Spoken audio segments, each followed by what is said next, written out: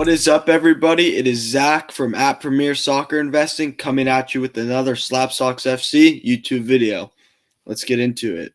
Starting off, this is being recorded on Saturday, April 3rd. And the big news that happened today, literally about 40 minutes before I started recording this, is the about $250,000 sale of the 2019 Topps-Chrome Bundesliga Erling Haaland Red Refractor numbered 4 out of 10. It's PSA 10. And it was bought by the seller of the $4.6 million Luca NT Logo Man 101. And this really shows like the high-end basketball and high-end card people are finally starting to recognize the potential in soccer cards, and that money is shifting. And this is just going to continue to grow and grow, both at the ultra high-end level, like this card, and then at the more obtainable level for most people who are in the soccer card space. But yeah, it's coming. It's growing.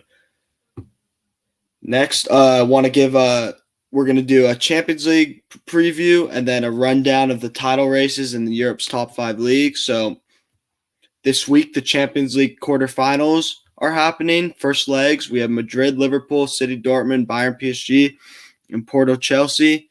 Couple key things.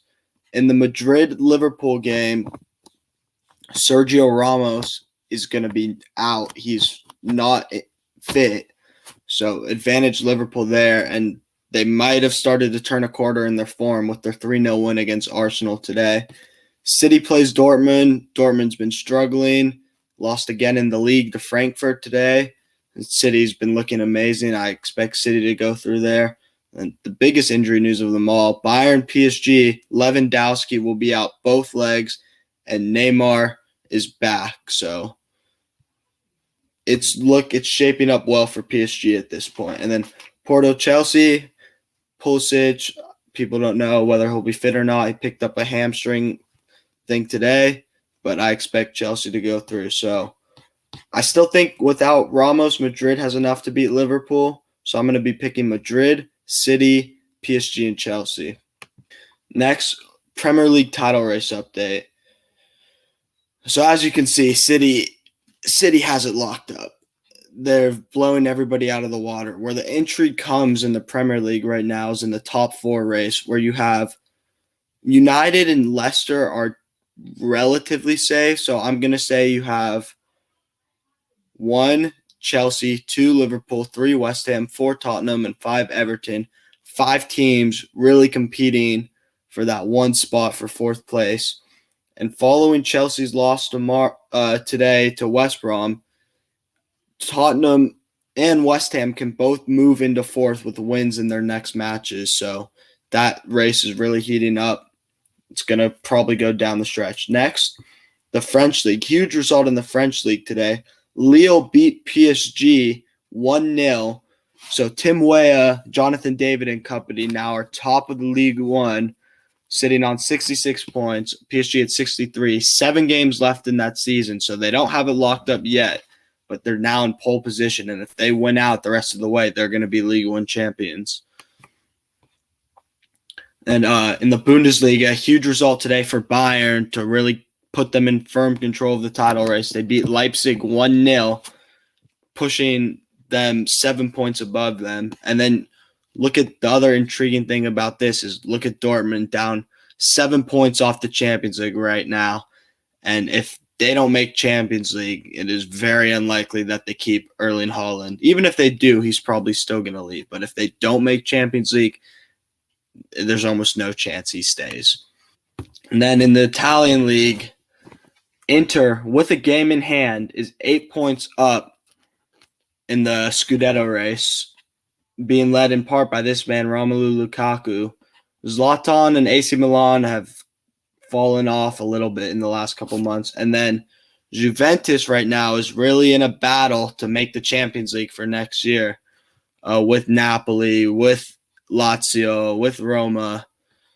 And so that'll be interesting to follow down the stretch, because who can imagine Cristiano Ronaldo not playing in a Champions League and Juventus as a club not playing in a Champions League?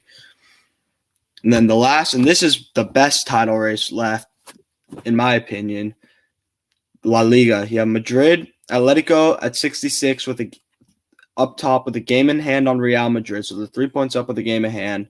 But Barca's sitting on the same amount of games as Atletico, and they've played one game less than Madrid too. And it's really looking to be a 3-horse race down the stretch, and that's going to be really fun to see how that shakes up. And that's the best title race left for sure. Now, time for some mailbag. This is a really interesting question. So, what are some overlooked soccer legends? And there are so many. A lot of the great vintage players of our have not gotten their due yet in the hobby. So I would say like any of the greats from like before Pele times are goodbyes, and even during Pele's playing days, not him maybe. He's probably goodbye still too, but like the players he played against. First guy picked, Franz Beckenbauer, arguably the greatest defender of all time. He won multiple Ballon d'Ors. And while he has started to see some hobby love, particularly in this 1965 Bergman card, this is his rookie card, it's still not at the level you would think for a player of his stature, especially when you look at like a comparable basketball player like a Jerry West or someone like that, and the amount of value their cards carry versus his. The second one I picked is Frank Puskas, who was part of the Magical Magyars of Hungary and what was considered by many to be the greatest team to never win a World Cup. They were the authors of one of the most famous results in football's history when they went to Wembley and beat England 8-3. And he was the best player on that team. The Puskas Award is named after him, and he's definitely one of the game's most legendary players. This is his rookie card, and this is a gorgeous card. The colors just really pop on it. It reminds me almost of the 1952 Topps Mickey Mantle. It's the same style for it with him, like look gazing off. And then what some before Cristiano Ronaldo and some still consider to be Real Madrid's greatest ever player, Alfredo Di Stefano. His stuff is super hard to find in a PSA slab, super rare, but he's really not talked about. Just like vintage as a whole is not really talked about in like the main soccer card sections on social media and just in general. People are focused on modern, but as the market matures, these I would say are pretty safe buys and people who will go up over time due to the rarity, how legendary they are as players, and just the overall growth as people start to look towards vintage as a viable option. Next. Thoughts on Topps Now cards as investments over traditional sets. So here's the thing about Topps Now cards. You can definitely make money off them. But in general, I'd rather have the more traditional card unless it's something like this. This is the first Topps Now Haaland. As you can see, he's in the Salzburg kit. There was only a print round of 178. So these are super, super rare, and these sell for tons of money whenever they do hit the market, which is not often. So this could be an all good alternative option for Haaland, but like for someone like Mukoko with this print run of over 40,000, first Topps Now rookie, even if like his Topps Chrome Champions League base has a similar print run, which who knows, we'll see, I would still rather have that because that is the more recognized, iconic brand, and it's like a brand, Topps Chrome as a brand, or like a First Prism or any of that type of stuff, carries more value than Topps Now, even though there is money to be made in Topps Now. But over traditional cards, I would pick traditional cards over Topps Now. What is Topps Chrome Sapphire's print run? It's low. Supposedly, I can't confirm this, but the print run is about 3,000 base per player, which is super, super low in the grand scheme of cards when you see over 15,000 Luka base PSA 10s. That means even if every PSA 10 Haaland or PSA 10, even if every Sapphire Haaland or Sapphire Fati was a PSA 10, it would only be 20% of the amount of Luka base PSA 10s, yet they sell for somewhat similar amounts. So that's just an interesting thing about why like soccer is such, I think, a good investment right now in a player like Haaland or Fati. When do we start to see players like Suarez, Kane, and Lewandowski get hobby love? So Lewandowski had hobby love when Bayern won the Champions League, and then it kind of dissipated, but he still gets some love. Kane and Suarez, especially Kane, really get zero love, though Suarez, I don't really see that changing. Maybe if Uruguay were to win the Copa America, and then probably upon his retirement, his cards would spike. But Kane is interesting because for a few reasons. A, he's the captain of England, and if you believe in their ability to go far in the coming international tournaments, in the Euro this summer, in the 2022 World Cup, he's going to rise in price, and he's going to start to get love as England goes farther and farther in these tournaments. The second thing about Kane is he's been linked to a transfer away from Tottenham. And if he were to leave Tottenham, it would be to a team like City or Barca or Real Madrid. And that would definitely cause an increase in his cards because he would be consistently in contention for trophies, which kills me to say as a Tottenham fan, but we're really not in that position at the moment. But yeah, that's how I would see them getting love. Thoughts on women's soccer? Do you think players like Sam Mewis will see a rise like Ham and Morgan? Love women's soccer. Love the U.S. women's national team. Really excited to watch them in the Olympics this summer.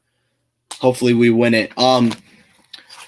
But so Sam Mewis definitely saw a price jump and a huge increase in sales after ESPN released their top 50 women's players in the game, and she was ranked number 1 by them. But to really see a rise into the prices that a player like Mia Hamm and Alex Morgan command, arguably the 2 greatest American women's soccer players ever, or even American soccer players, period, she needs to have the trophies with the national team. So like a gold medal this summer and then a World Cup down the road with her as like the star, that's where you'll see that rise. If she doesn't achieve that, it's hard for her prices to rise to a level like Ham and Morgan because they would both have that over her. But it's very possible. So definitely not a bad play at all if you're buying Sam Mewis cards. Is a purple carbon fiber Haaland worth getting graded with today's grading prices? So, as we all know, PSA slammed the door shut on almost all levels of submitting to them except for the $300 Super Express and $600 walkthrough. And they had to do it. It is what it is. They had an over 10 million card backlog, according to lots of people. So, and that had to be worked through eventually. But with that being said, yes, this card, if you like pull it out of a pack, or you buy a really clean copy raw, which is going for about $600, you pay the $300 to get it graded by PSA. It comes back to a 9, you're making money. And then if a BGS 9.5 sold for $4,000, and this is before this huge Haaland sale that happened today, so we're going to see probably a little bit of a spike there.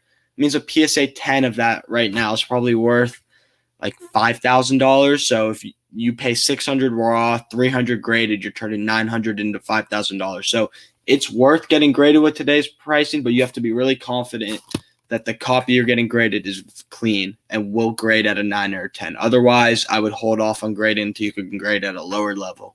What will the market be like this summer compared to now? A lot hotter for a few reasons. Transfer window hype, especially with the big names that could be on the move, like a Kane, a Haaland, and an Mbappe. You have the Euros, and you have the Copa America, and you have the Olympics. Plus, you have the huge card shows this summer. There's Dallas, and then there's the National, and I feel like soccer is going to be gaining a lot of momentum at that point. And we have the Champions League final at the end of May too, so the market's going to be hot this summer. It's going to be high. Like we've seen big increases in the last few months. It's only going to continue to rise for the summer, and then we might see a little bit of a pullback in the fall. But this summer, the market's going to be very high. What do you think of low PSA grade long-term on the likes of 90 stars like R9? Love it. Great play. I mean, you look at his high-grade stuff like the BGS 9.56, $16,000. A PSA 6 of his lesser sticker, the Super Calcio, which carries less value, $792. And then you see these are the low grade stuff: a BGS 4, BGS 3.5, a BGS 4.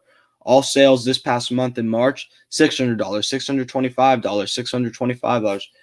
These type of stickers, especially for a guy like Ronaldo, how legendary of a player he was, low pop, tough to grade. That pop won't really increase much more either. And yeah, this is the type of stuff that goes up pretty steadily over time. Very safe investment. I like the play for sure. What do you think about João Felix Topps Chrome UCL PSA 10? They're trending at around 600-ish per. And it's a decent play, but what would cause a price increase for him is Atletico winning the La Liga. I think would help his card prices, which is very possible. And then Portugal going on a deep run in the Euros with him as a focal point of that also. So if you believe in one of those two things happening, then yeah, João Felix is a good buy. But if not, there's other people out there who are good buys too. Last question, true or false? 2020-21 Topps Chrome UCL will be even deeper than 1920. It will be a lot deeper. So 1920 had the high-end star power of Haaland and Fati. But 2021, it might have guys that can turn into that, but it has a very, very deep class. It has Jamal Musiala, a 17-year-old who's playing cam for Bayern Munich. You have Curtis Jones at Liverpool. Eduardo Camavinga already starting for the French national team at 18 over at Rennes. You've Jude Bellingham starting for Dortmund as an 18-year-old in the midfield. Yusufa Moukoko, 16-year-old playing for Dortmund. Ryan Cherky, Conrad De La Fuente, Pedri, and Trincao at Barca. Especially Pedri looks like a future star. Lassina Traore and Ryan Gravenberch at Ajax. This rookie class will be absolutely stacked with great rookies with tons of potential. So yeah, it'll be a lot deeper than 1920. That's the mailbag for this week. And with that, that's going to do it. Thank you all for watching. Like, comment, subscribe. DM me with what you want to see in these videos moving forward. Thanks for watching, and